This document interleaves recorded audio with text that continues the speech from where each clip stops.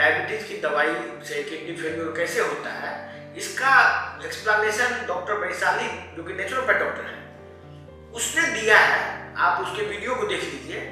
हम आपको और डिटेल्स में बताएंगे कि वो क्या कहना चाह रही है और किस दवाई का नाम लेना चाह रही है। डायबिटीज में दी जाने वाली दवाई के लगातार सेवन से आपके बॉडी के अंदर जो है ना, उसमें कुछ ऐसे रासायनिक तत्व, ऐसे केमिकल्स मिले होते हैं जिसके वजह से आपके शरीर के अंदर ऑक्सीजन की कमी होने लगती है। ऑक्सीजन की कमी होने के वजह से जो हमारे बॉडी के अंदर सेल्स पाए जाते हैं, उस सेल्स को पर्याप्त मात्रा में एनर्जी नहीं मिल पाता। एनर्जी नहीं मिलने के कारण सेल्स सही ढंग से काम नहीं करता और हमारे शरीर के अंदर एक एसिड पाया जाता है जिसको लैक्टिक एसिड कहा जाता है। ये लैक्टिक एसिड का मात्रा काफी ज्यादा बढ़ने लगता है शरीर के अंदर। वो इतना ज्यादा बढ़ जाता है कि हमारे किडनी में वो एक तरह से लोड, मतलब इतना ज्यादा किडनी के ऊपर लोड हो जाता है उस एसिड को फिल्टर करने के लिए, सिर्फ इस दवाओं के लगातार सेवन से। और हमारा किडनी क्या करता है ना, किडनी में बहुत ज्यादा लोड पड़ने की वजह से किडनी का जो भी नेफ्रॉन्स वगैरह है सब कुछ धीरे धीरे करके डैमेज होना शुरू होता है। उस वीडियो में उसने उस दवाई का नाम नहीं लिया है, तो आप जान लीजिए वो जो दवाई है जिसमें ऑक्सीजन की कमी हो जाती है शरीर में, उस दवाई का नाम है मेटफॉर्मिन। मेटफॉर्मिन दवाई आज हर एक डायबिटीज का मरीज ले रहा है। और ये मेटफॉर्मिन क्या करता है कि पहले जब हम खाते हैं तो मेटफॉर्मिन खाते ही वो एब्जॉर्ब हो जाता है और वो लीवर में जाता है। हर एक चीज जो भी हम खाते हैं वो पहले लीवर में जाता है। लीवर में जाके ये फैट सोल्यूबल होता है। बेसिकली मेटफॉर्मिन एक बाइग्वानाइड है।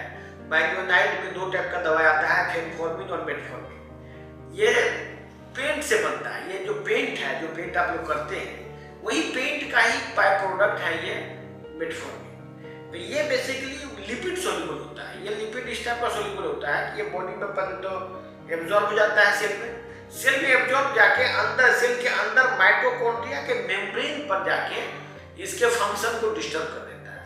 माइटोकॉन्ड्रिया के फंक्शन को माइटोकॉन्ड्रिया के अंदर जाके इसके मेम्ब्रेन में जाके ये फैल जाता है, जिससे वहां से एटीपी सिंथेसिस होना बंद हो जाता है। और यही वजह से एक तरह से आप ये कह सकते हैं कि ये एक रेस्पिरेटरी पॉइजन है। रेस्पिरेटरी पॉइजन है जो कि रेस्पिरेशन के प्रोसेस को ब्लॉक कर देता है। इसी से एटीपी बनना बंद हो जाता है। एटीपी बनना जब बंद हो जाएगा तो बॉडी का सारा रिजेनरेटिव प्रोसेस ब्लॉक कर देता है, ऑक्सीजन की कमी हो जाती है।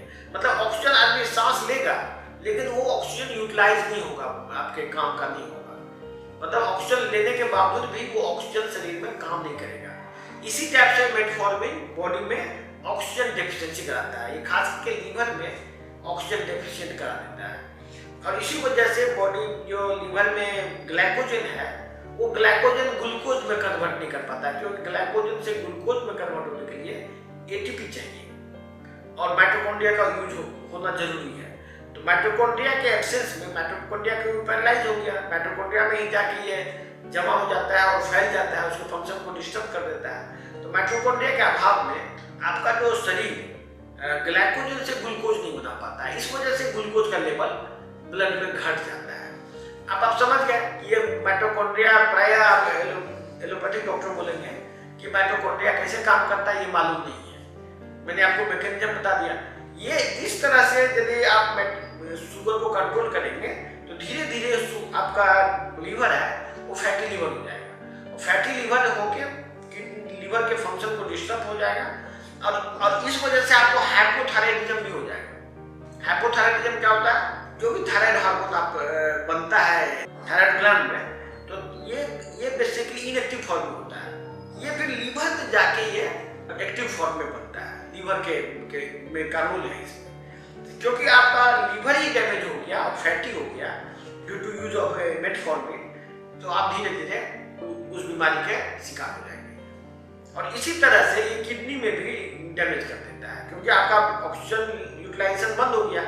किडनी बहुत ही क्लोज रिलेटेड सेल्स का गुच्छा है। इसमें डॉक्टर वैशाली ने एक और बात बोला है, इसमें लैक्टिक एसिड बढ़ जाता है। लैक्टिक एसिड कैसे बढ़ता है कि जो सेल है, जब सेल ऑक्सीजन ग्लूकोज यूज करता है, ग्लूकोज से जब का फर्दर मेटाबॉलिज्म जो नहीं होता है, तो जो इनएरोबिक रेस्पिरेशन है वही तो कंटिन्यू रह जाता है, जिससे कि लैक्टिक एसिड बनता है। और ये लैक्टिक एसिड अदर सेल को डिस्ट्रॉय कर सकता है, इवन ब्लड में आ सकता है, लीवर से ब्लड में आएगा और पूरे बॉडी में एसिडिटी फैल जाएगा।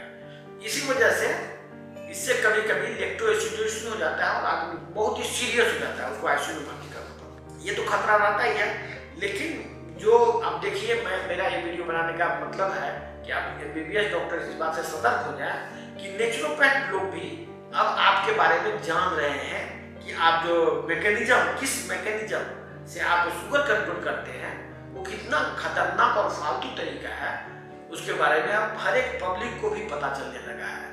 इसीलिए एमबीबीएस डॉक्टर से मेरी गुजारिश है कि वो विज्ञान को समझें। यदि वो विज्ञान को समझेंगे तभी अपने मरीज का भी भला करेंगे